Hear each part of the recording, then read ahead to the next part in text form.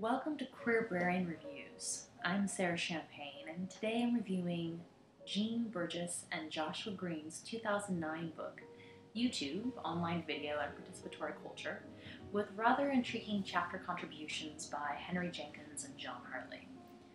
YouTube is ubiquitous. We've all oohed and awed over the cat videos, so adorbs, wondered what the hell Charlie's brother was thinking when offering him his finger for the second time, while agreeing, yes, that really did seem to hurt, Charlie. And of course, if you're anything like me, guiltily indulging in rather more than a few vlogs.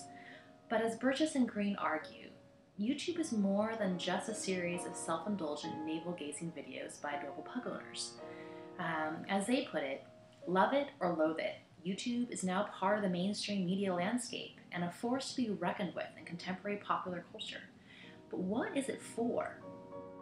Far from being merely an alternative broadcasting platform, Burgess and Green work hard to establish YouTube as representative of what they call participatory culture, in which alternative points of view from both mainstream media and amateur users work to form a community of content creators. Google now owns YouTube, and the authors argue that its value is very much in flux and co-created by its founders, the users who upload content, and what I found most interesting, the audiences who engage around that content. In terms of methodology, both authors agree that YouTube is an increasingly unstable object of study, as they put it. As they are humanities researchers, their approach is neither strictly hard science nor ethnographic, but rather a hybrid. Essentially, they wanted to examine the middle between large-scale quantitative analysis and a strictly qualitative approach. To do so, they examined roughly 4,000 videos over a 3-month period to identify not only patterns, but so much juicier, those controversies. So what's up with YouTube? Let's take a closer look at what they discovered.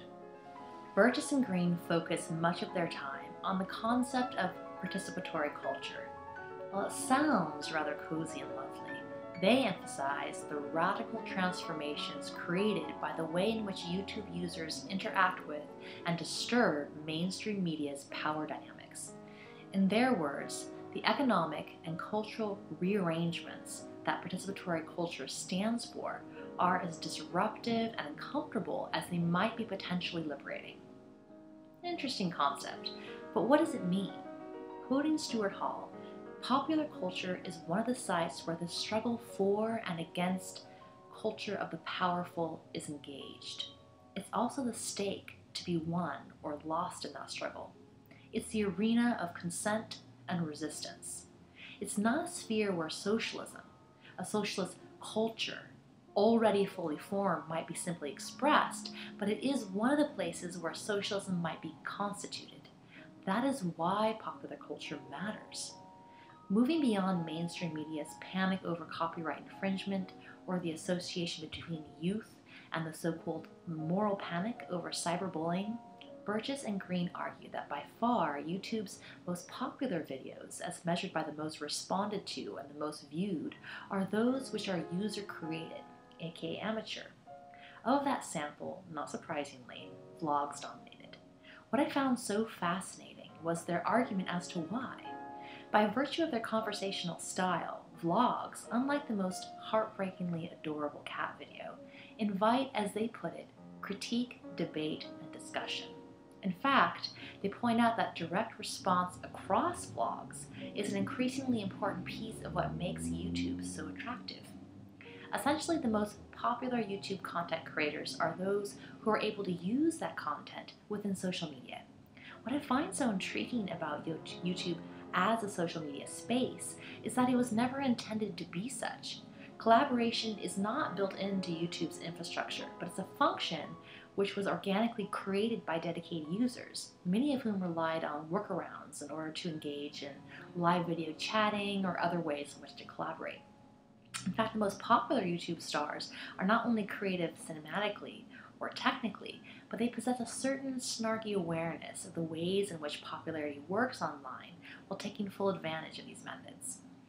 But what about those users for whom digital literacy is out of reach? Many scholars have already focused on defining digital literacy in terms of access to technology. But one of the most compelling arguments Burgess and Green make is that the digital divide pertains not only to a lack of access, but to what they term a participation gap.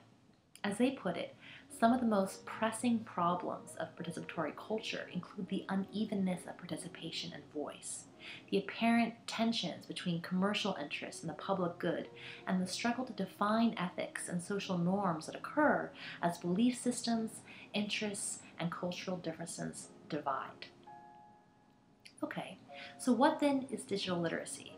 Is it visual literacy, media literacy, multimedia literacy, network literacy? They contend that while YouTube offers a wealth of possibility in terms of self-education and expression, even celebrity, for those very lucky few, the dominance of vlogging as the way in which to fully engage in the community all but ensures that some identities are privileged over others. If understanding and being able to actively manipulate YouTube is an essential part of a 21st century conception of digital literacy, actively glorifying a system which privileges some identities over others is something about which we should all be a little thoughtful. Thank you so much for joining me for this book review on Burgess and Green's YouTube exploration, and I hope to check in with you next time.